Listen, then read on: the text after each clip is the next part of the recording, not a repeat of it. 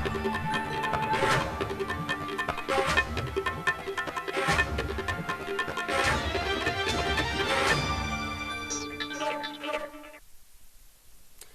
News India देख रहे हैं आप। अब और आपके साथ मैं हूं आयशी नेगी। सीधी लाइव तस्वीरें दिखाते हैं आपको अवनीश अवस्थी की, जो कि गृह सचिव हैं उत्तर प्रदेश के, प्रेस वार्ता कर रहे हैं कोरोना की स्थिति को लेकर। लाइव तस्वीरें देखिए।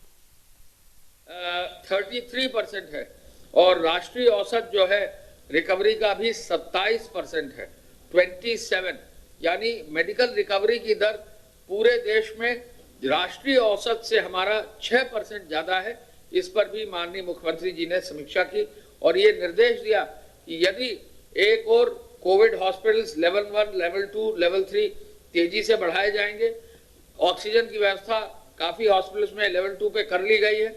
नए आज जो है बताया गया कि नए 20 जो है इक्विपमेंट मेडिकल के वहाँ सभी हॉस्पिटल्स में आ गए हैं, जो उनको देने हैं हॉस्पिटल्स में अपग्रेड करने के लिए।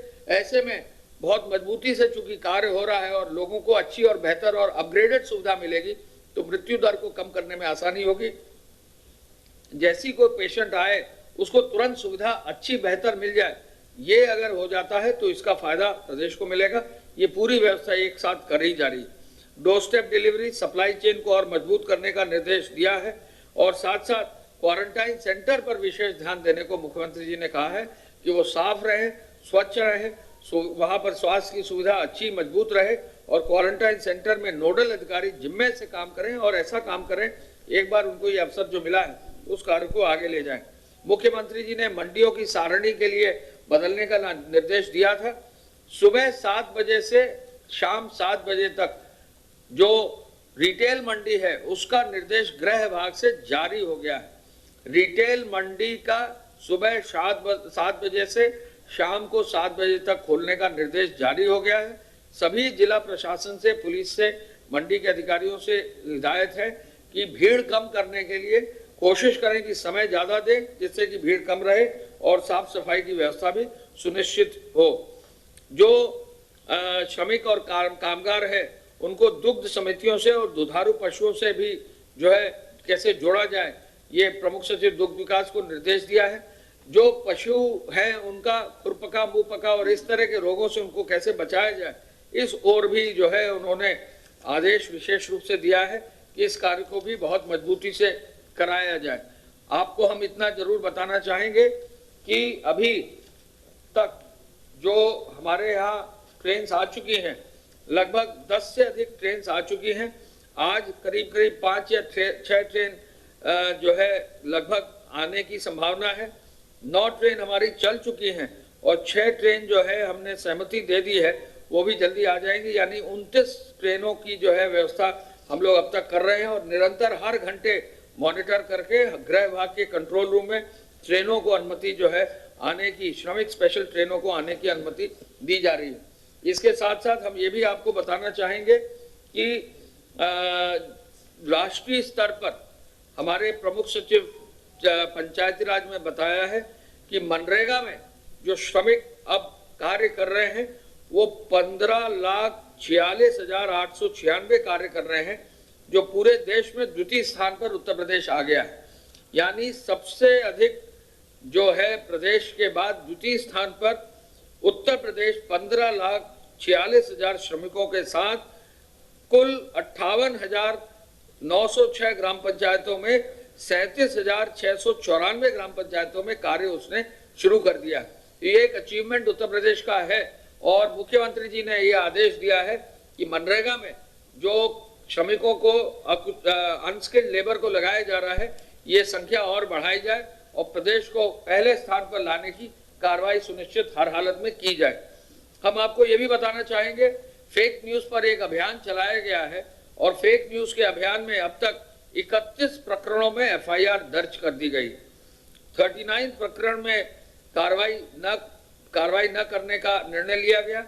2 प्रकरण में अकाउंट या पोस्ट डिलीट कर दिया गया या माफीनामा आ गया। 22 प्रकरणों में यूआरएल ही डिलीट हो गया और 57 प्रकरणों में जो है आईडी ही डिलीट हो गया और 190 प्रकरण ऐसी है जिसमें फेसबुक और ट्विटर को अब रिपोर्ट भेज दी गई है। तो फेक न्यूज पर भी काफी मात्रा में जो है कार्रवाई सूचना विभाग के और गृह विभाग के माध्यम से कर दी गई है। गृह विभाग के हॉटस्पॉट्स के एरियाज में निरंतर प्रभावी कार्रवाई की जा रही है और अब तक 37,136 एफआईआर दर्ज कर दी गई हैं। और यदि कोई भी व्यक्ति हो, कैसा भी व्यक्ति हो, अगर किसी भी रूप में जो है नियमों का उल्लंघन होगा, कार्रवाई करने का निर्देश दिया गया है। 35,000 से अधिक 35,500 वाहन सीज कर दिए गए हैं और अब तक 15 करोड़ रुपया जो है चालान से जमा भी हो गया है। हम आपको ये भी बताना चाहेंगे कि एपीसी साहब के अनुसार जो खाद्यान्न की व्यवस्था है उसमें जो है अब दूध में लगभग 34.5 लाख लीटर दूध कल वितरित हुआ है। 44,500 लोग जो है वाहनों से होम डिलीवरी की जा रही है।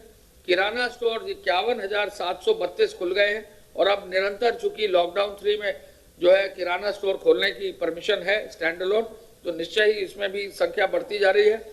और तीसरे चरण में जो राशन कार्ड हैं उन पर तीसरे चरण में भी जो है राशन की व्यवस्था प्रारंभ हो गई है और अब तक जो है कुल 3 करोड़ 50 लाख कार्ड जो हमारे प्रदेश में हैं उसमें 2 करोड़ 15 लाख कार्ड्स पर वितरण राशन का हो गया है और लगभग 68 लाख मेट्रिक टन खाद्यान्न का वितरण हो गया है। 68,74,788 मेट्रिक टन, ये लगभग 2 करोड़ 15 लाख 37,165, यानी बहुत तेजी से काम हुआ है और लगभग 60% कार्ड्स में 5 दिन में ही खाद्यान्न का वितरण हो गया। पूरे प्रदेश में कहीं, पूरे देश में कहीं भी खाद्यान्न का वितरण इतनी ज्यादा संख्या में इतने कार्डों पर एक साथ कभी हुआ ही नहीं। ये मई का है, तीसरे चरण का है जी। मई में 5 दिन में हो गया है। और इसके अलावा मैं ये भी बताना चाहूंगा कि कल जो है पुनः लगभग 12.25 लाख फूड पैकेट का जो है वितरण किया गया है। गेहूं क्रय केंद्रों में भी काफी तेजी से काम हो गया है और अब 123 लाख क्विंटल गेहूं की खरीद मंडी के माध्यम से और मंडी के बाहर भी खरीद कर दी गई। तो ये काम भी बहुत तेजी से हुआ है। और आपको हम ये भी बता दें कि अब 8,500 से ज्यादा इकाइयां जो हैं उद्योग विभाग की चालू हो गई हैं और इन इकाइयों को चालू करने का कार्य भी बहुत तेजी से चल रहा है। ये कार्य भी बहुत तेजी से जल्दी ही हो जाएगा। मैं इस अवसर पर यह भी आपको बता दूं कि माननीय मुख्यमंत्री जी ने जो अभी आज रिव्यू किया है उसमें ये भी जो है उनको अवगत कराया गया कि जो इमरजेंसी सेवा है चिकित्सा विभाग की उसमें जो है काफी सुधार हुआ है और काफी जगह डॉक्टर्स अपना बहुत मजबूती से सहयोग कर रहे हैं। प्रमुख सचिव स्वास्थ्य जी इसमें जो है बहुत सारे लोग सहयोग कर रहे हैं। एक ये पुनः जो है आपको बताना चाहेंगे जो हमारा जो हेल्पलाइन नंबर है 1800-180-5145, इस पे कोरोना के अलावा चिकित्सकीय परामर्श भी जो है व्यापक रूप से दिया जा रहा है। इसका प्रचार प्रसार जरूर जो है आप लोग कराने का कष्ट करें। 1800-180-5145, इस पे डॉक्टर्स अन्य परामर्श भी जो है दे रहे हैं। इसको जो है बहुत तेजी से ये पॉपुलर भी हो रहा है और हम चाहेंगे कि लोग इसका अधिक से अधिक उपयोग करें। हर जनपद में फ्लैग मार्च भी जो है पुलिस विभाग द्वारा, डीजीपी साहब ने बताया, हर जनपद में फ्लैग मार्च हो रहा है। कई जगह डीएमएसपी खुद भी फ्लैग मार्च की कार्रवाई सुनिश्चित कर रहे हैं। कोरोना की इस पूरी लड़ाई में प्रदेश सरकार पूर्ण रूप से तत्पर है। मैं प्रमुख सचिव स्वास्थ्य से चाहूंगा कि कृपया अपना विवरण देने का कष्ट करें। धन्यवाद। प्रदेश के 65 जिलों से कुल एक्टिव इन्फेक्शन के केसेस हैं 1862 एक्टिव केसेस 1862। इनमें से 65 में से 5 जिलों में कोई भी एक्टिव इन्फेक्शन नहीं है। कुल डिस्चार्ज जो हुआ है प्रदेश में अभी तक जो पूरी तरह उपचारित होकर जा चुके मरीज 944। कुल केसेस जो हैं अभी तक 2859। 20 लैब्स फंक्शनल हैं। अब तक 20 प्रयोगशालाएं फंक्शनल हो चुकी हैं और वो टेस्टिंग का कार्य कर रही हैं। कल जो सैंपल्स भेजे गए उनकी संख्या 3,355 सैंपल्स इनकी टेस्टिंग की गई। उनकी संख्या 3,521, 3521। कल 300 पूल्स लगाए गए सैंपल टेस्टिंग में। जो पूल टेस्टिंग होती है प्रदेश में, आप जानते हैं उत्तर प्रदेश देश का पहला राज्य था जिसने पूल टेस्टिंग शुरू की। 300 पूल कल लगाए गए, जिसमें 1,440 सैंपल्स थे। 300 में से 34 पूल पॉजिटिव आए, बाकी 266 पूल्स नेगेटिव आए। एक जो लैंडमार्क टेस्टिंग में आज मीट हुआ है, प्राइवेट सेक्टर से भी टेस्टिंग हो रही है। आप जानते हैं जो लोग प्राइवेट अस्पतालों में जाते हैं वो प्राइवेट लैब से भी टेस्टिंग कराते हैं। तो पब्लिक सेक्टर के जो लैब्स हैं और प्राइवेट सेक्टर के जो लैब्स हैं, इन दोनों को मिलाकर अभी जो हमें सूचना प्राप्त हुई है, उत्तर प्रदेश ने 1 लाख का आंकड़ा पार कर लिया। आज जो है, आज पब्लिक सेक्टर और प्राइवेट सेक्टर लैब्स की टेस्टिंग को मिला करके कुल टेस्टिंग 1,01,630 हो चुकी है। 1 लाख का आंकड़ा हम आज राज्य पार कर गया है टेस्टिंग का। 1,01,630 प्राइवेट और पब्लिक मिला करके। जो माइग्रेंट वर्कर्स आ रहे हैं उनके लिए बड़ी संख्या में मेडिकल की टीम्स हर जगह लगाई गई हैं, ताकि तत्काल उनके जो हेल्थ चेकअप है, स्क्रीनिंग है, वो हो सके और फिर उनको जो उसका एक प्रोटोकॉल बनाया गया है, होम क्वारंटाइन या फैसिलिटी क्वारंटाइन या आइसोलेशन का, उसके अनुसार उसमें आगे की कार्रवाई हो सके।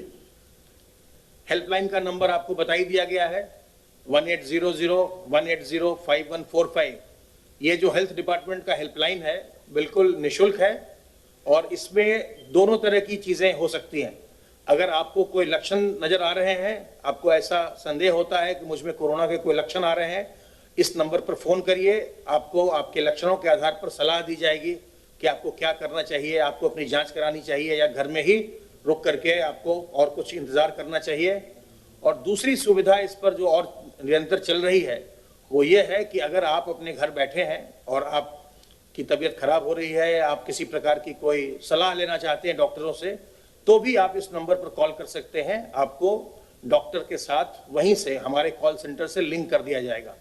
तो आप किसी महिला चिकित्सक से या किसी मेडिसिन के डॉक्टर से आप बात करना चाहते हैं तो उनको लिंक कर दिया जाएगा। इसके अलावे सभी जिलों में ये टेली कंसल्टेशन की सुविधा लगातार दी जा रही है और आप लोगों के माध्यम से सभी जिलों में चिकित्सकों के फोन नंबर भी उपलब्ध कराए गए हैं पब्लिक डोमेन में, पब्लिक मीडिया में, प्रिंट में और इलेक्ट्रॉनिक में। 660 प्राइवेट हॉस्पिटल्स के द्वारा emergency and essential services medical की शुरू कर दी गई हैं। प्रॉपर ट्रेनिंग के बाद पूरे प्रदेश में जो प्राइवेट हॉस्पिटल्स हैं 660 ने प्रारंभ कर दिया है एसेंशियल सर्विसेज देना और इमरजेंसी सर्विसेज। इसके अलावा सरकारी सेक्टर के जितने भी हॉस्पिटल हैं, चाहे वो जिला चिकित्सालय हो, चाहे वो महिला चिकित्सालय हो, चाहे वो मेडिकल कॉलेजेस हो, चाहे वो संयुक्त चिकित्सालय हो, सभी के सभी इमरजेंसी सर्विसेज लोगों को प्रोवाइड कर रहे हैं। आपके माध्यम से फिर से मैं ये दोहराना चाहूंगा कि ये संक्रामक बीमारी है, ये बीमारी किसी को भी हो सकती है, इसमें कोई स्टिग्मा नहीं है, इसमें कोई घबराने की आवश्यकता नहीं है। इस बीमारी से घबराइए नहीं, इससे सावधान रहकर अपना बचाव करिए। और 80% लोग, 85% लोग बिना किसी प्रयास के भी स्वयं भी ठीक हो जा रहे हैं, केवल उनको हम आइसोलेशन में रख रहे हैं।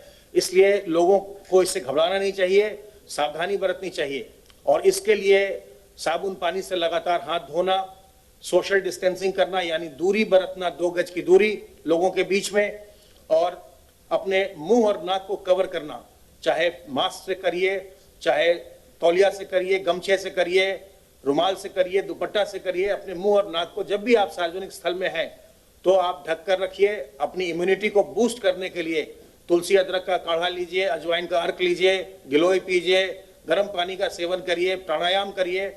और सबसे जरूरी बात कि जो लोग बुजुर्ग हैं, जो लोग कमजोर हैं, यानी जिनको कोई किसी प्रकार की बीमारी है, उनसे दूर रहिए। अगर आप बिल्कुल स्वस्थ भी हैं तो भी उनसे थोड़ी दूरी बनाइए, क्योंकि 80% लोग जो इसमें संक्रमित होते हैं उनके कोई लक्षण नहीं आते, तो इसलिए पता भी नहीं चलेगा। अगर आप संक्रमित हैं, जब तक आपकी जांच नहीं होती तब तक आपको पता भी नहीं चल पाएगा। इसलिए जरूरी है कि आप अपने घर के बुजुर्गों से जो घर में अगर कोई पहले से कोई बीमार व्यक्ति है उससे, गर्भवती महिलाओं से दूर रहिए, दूरी बना कर रखिए ताकि वो बिल्कुल सुरक्षित रहें। जब भी संक्रमण होता है तो जो स्वस्थ लोग हैं उनको कोई परेशानी देखने को नहीं आ रही है, लेकिन जो बुजुर्ग हैं या जो पहले से बीमार हैं उनको ये संक्रमण ज्यादा परेशानी देता है, इसलिए उनसे दूर रहिए। और अगर आप घबराएंगे नहीं, सावधानी बरतेंगे तो आप बिल्कुल स्वस्थ रहेंगे कोरोना से।